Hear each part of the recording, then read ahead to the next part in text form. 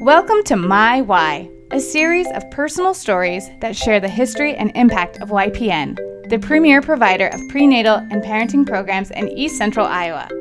We support, educate, and empower families since 1985. Join us in our mission and learn the why YPN for so many in our community.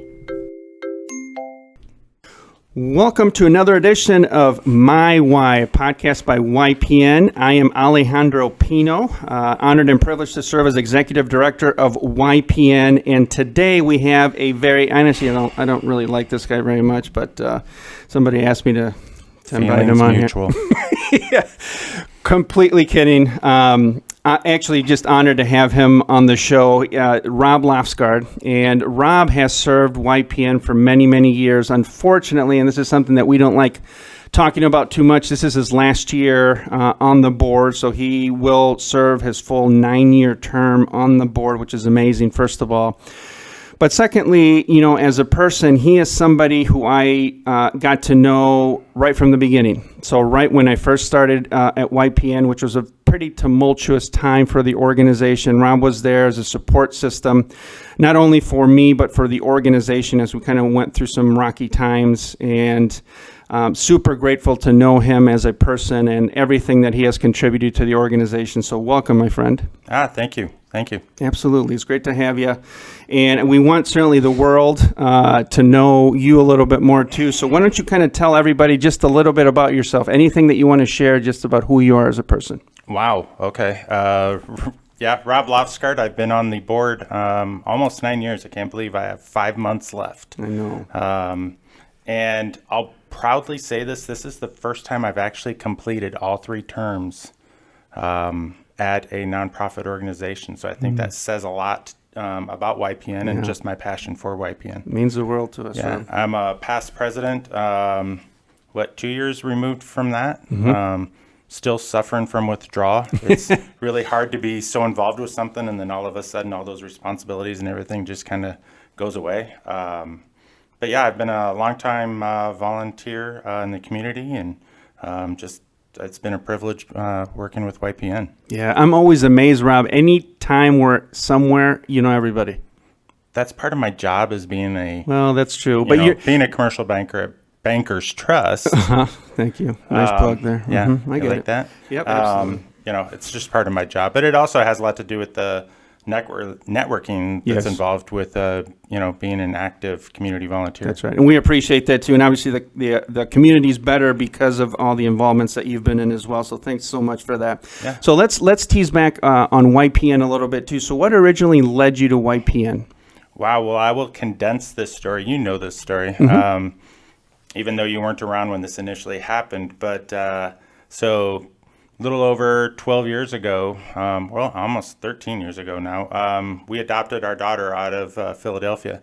And the first time we met the birth mom and just talking to her, we realized that if she had an organization like YPN in Philadelphia, she probably would not be putting her child up for adoption. So it was a really strange circumstance for us. We go back to the hotel and we're like looking through the phone book.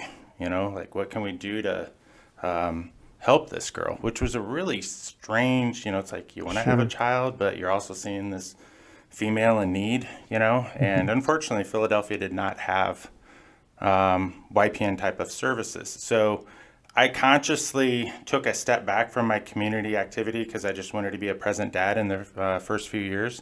And when I started getting back involved in the community, when Brooklyn was about 3 or 4, I started looking at organizations. And John Tersey with the Boys and Girls Club had approached me about joining their board. And I went all the way involved to being oriented, went through an orientation with them. And it was really weird because the day of my orientation, my wife comes home from work and asks, what'd you do today? And I told her.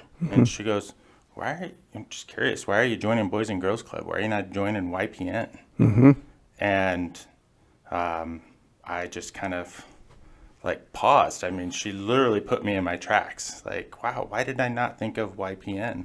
And So first thing I did is I called Brian Stutzman, the executive director at that time, who I knew through volunteer activities, and asked him, and he was like, yeah, like on the spot, and I ended up calling John Tercy saying, I don't know how to tell you this, but I'm going to be volunteering in an organization in your own building, and I need to be removed from your board. Yeah. So, yeah. Yeah, but it fit. I mean, here I am 9 years later.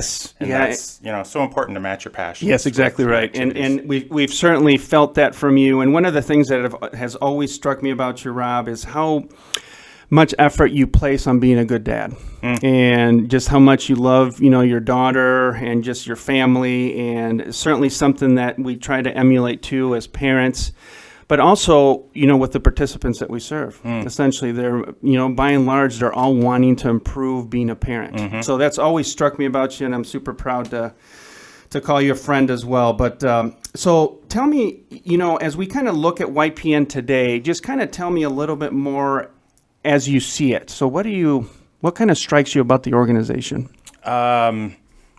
Just the staff's willingness to get involved in anything. When the derecho hit, I was absolutely floored and so impressed with the staff I never would have imagined YPN could help out with that type of devastation, but just being able to help families and being there and checking on all the families, I'm telling you what, we have a pretty impressive board, and we just all took a step back, and we were just in awe of the staff, and that's when I started counting the years that I had left on the board, because I realized how much I fell in love with everybody. And I'm like, man, I'm on the backside of this hill. My time is limited. It's a true story, Yeah. So, that one of the things that always strikes me, and I would actually place the board on this too, is just how action-oriented we are as an organization, right? So we really want to be embedded within the community to really know, what the needs are in order to be able to react to them as well, especially when we knew that our own families were impacted by that disaster as well too. But and I appreciate that. I'm so just fortunate as executive director to be able to work with the amazing board that we have, and certainly you're one of those wonderful individuals most of the time. Yeah. But somebody's got to keep you on your toes. Yes, yeah. Well, you certainly have done that. So, how do you see the families of YPN inspiring you? How do they inspire you as an individual, Robb? As you know, I wear it on my sleeve, how hard it is to be a parent. Yes. When we adopted Brooklyn, I was 42, and I thought that was in my favor to be wise. Oh, my goodness. It's amazing how hard it is to be a parent. And I think it's incredibly inspiring for these families to realize how hard it is and reach out for help, because it does take a village to raise a child. And I have always advocated that we need to expand this to anybody who needs your services can get them, because even though Brooklyn's 12, if it was available to me, I would sign up right away, because it does. And I do see a lot of unfortunate parents. They're too prideful to ask for help, even from their own families, or to admit that, I need some time away from my child, or my child's doing this and I need help with it. And,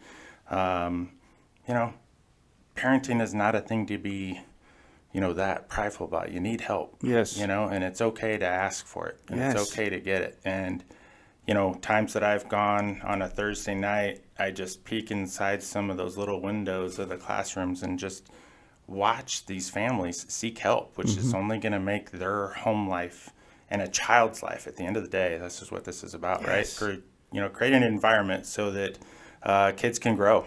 That's right. And it's really hard to when your parents are arguing about parenting. Yes. So, yeah, there's no manual, right, on parenting. One of the things that strikes me, too, about just the Thursday night program is the sense of community, as you mentioned. That's really, individuals that might be going through challenging times are around the table talking and understanding one another, and having the staff present there too to lend a hand is pretty powerful. So, thanks for sharing that so much. So obviously you're not only a great leader within the organization, but also in the community. So how do you hope to impact kind of YPN as an organization, the staff, and the families? Even though I'm rolling off of the board, I still want to be active within YPN. Sure. And it's never going to stop being a dream of mine to expand, and I know that your staff they all roll their eyes when I start talking about, expanding this to everybody. But I would love it if every hospital had YPN's business card ready and handy, or in that little gift basket they give to parents, and say, all right, first thing you do when you get home is call YPN,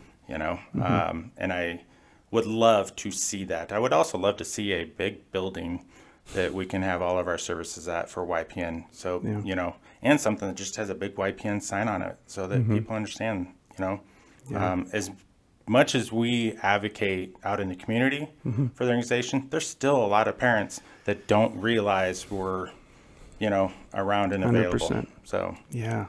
We'll get to that building, won't we? Absolutely. We'll get there. Oh, yeah. Yeah, very soon. So when you look at, as an organization, what are some of the changes you've seen, or challenges within the families that you serve or that we serve as a community? And I'll kind of tie in the next question too a little bit as you look at YPN, just with regard to the barriers that you may notice as an organization. What kind of strikes you with that? Well, to answer your first question, what are some of the changes in families that I see is just the accountability, that they have as good parents. I've been able to sit in a few dads sessions, and it's interesting to watch some of these gentlemen. They start out their classes, and they're like, yeah, I just scream at my kid, and they react. And to a point of, love and not raising their voice, it's really cool watching those changes in families. Pretty powerful. Yeah, Isn't it? It's absolutely powerful. And that's why we do what we do, is really to be there more than anything too. So as you look at the organization, are there any barriers that you see or something that you want the community to know about maybe how they could be helpful to the organization? The need is enormous. For what YPN provides, the need is enormous. I wish I could have at my fingertips the amount of people we served 9 years ago to now, but I know it's probably 4 or 5 times, probably even 10 times as much.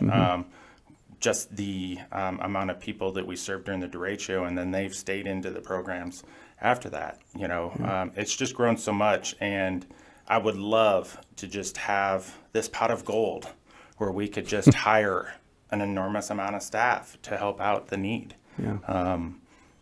And get to that program where anybody can have YPN services. It's a great goal and dream. Yeah. Absolutely, 100%. So probably the most powerful question that we could ask too, and you've kind of alluded to this too in a lot of the responses that you've given already, but what is your why, Rob? My why would be probably my own epiphany as a parent is creating an environment that a kid can grow. I realized I used to be that parent of, making sure my kid brushed her teeth for 2 minutes, and I would sit there and argue with her about it before she left for school, right? And just realizing, man, that's really rough to go to school thinking your dad's upset, And so that's always been a passion of mine, of just creating. I don't think parents, especially men, I'll admit it, I don't think we realize what we do and how we treat our children creates an environment. And an unhealthy environment doesn't allow a child to grow. And I'll admit it. I mean, it's sometimes life just puts a lot of stuff on you, and you react to certain scenarios, and you are creating this environment for a child who's just honestly trying to figure out their way in the world. That's right. In a world that you yourself as an adult are still trying to navigate, right? And that environment piece of it is very important. Yeah. I've seen that myself. So. That's right. Yeah, it resonates with me too, Rob. You know, it's we have to kind of check ourselves sometimes, Yes, right? yes. And just pause before making, reaction, having a reaction. And I do that too. Parenting isn't easy, as you Parenting mentioned. is not And, we certainly want the best for our kids and for our participants, but it's not always, sunshine and rainbows by any stretch of the imagination. Yeah. So, I'll also say that my other why is, and this is somewhat of a joke, but young people that I work with, when I realize, okay, their relationship is getting serious, I jokingly ask them what type of parent they want to be. Something that nobody ever really thinks about, right? And then next thing you know, you're married for a few years and you have a kid, and then you look at each other and realize, wow, I have no idea where you stand on these things. Sure. Really hard to navigate once you have a kid. Right? Yeah, that's exactly right. I remember being in a hotel. We adopted Brooklyn, and I just asked the question. I'm like, I know we're 2-3 years away from Brooklyn doing all these things, but how would you handle these things? Yeah. That's right. And we were polar opposites. Interesting. We are still polar opposites. So it does get back to that environment thing, right? It does. So. Creating a loving and nurturing environment, absolutely. So one last fun question for you. Uh-oh. So let's do this one. Let's see. So this is always an interesting one. If you weren't in this role, what other work would you see yourself doing and why? So if you weren't at Bankers Trust, what do you think you would be doing? That fabulous bank, Bankers Trust. What would I be doing? I really don't know, except for I have a very big passion for tennis. When I was in high school, I used to teach younger kids play tennis. I think that would be a lot of fun. But right now, the joke is in my house, because my daughter's just learning about retirement and stuff in school. And so she's like, when are you going to retire? What are you going to do? And I want to be a greenskeeper at a golf course. I just want to go and mow grass at golf courses when I retire. I just think it sounds blissful, to be out there. Interesting. So, yeah. Okay. What kind of music would you be listening to? I'm a 90s. I grew There up you in go. the 90s. I'm still listening to all that grunge and stuff. There you go. Anything that just makes my daughter's eye roll. Exactly. Rob, this has been so fantastic, and there's no doubt, and even though this is your kind of the last year on the board, that YPN wants you to continue to be involved, and I promise. I have no doubt that you will continue to be a huge part of the organization. You've helped us to get better as an organization. You've helped me to get better as a person, and I certainly thank you, and on behalf of YPN, the entire board, and the community, thank you for your service, my pleasure. on the board and for everything that you do in the community. So thanks for being here today. Absolutely. Thank you. Thanks for joining us on another episode. Please check out some of the future ones here coming up. Take care, everybody. Thank you for listening to My Why, a YPN podcast. We can't make our impact without your support. Please consider donating to YPN. Your gift will make a difference. Visit www.ypniowa.org/give to donate today.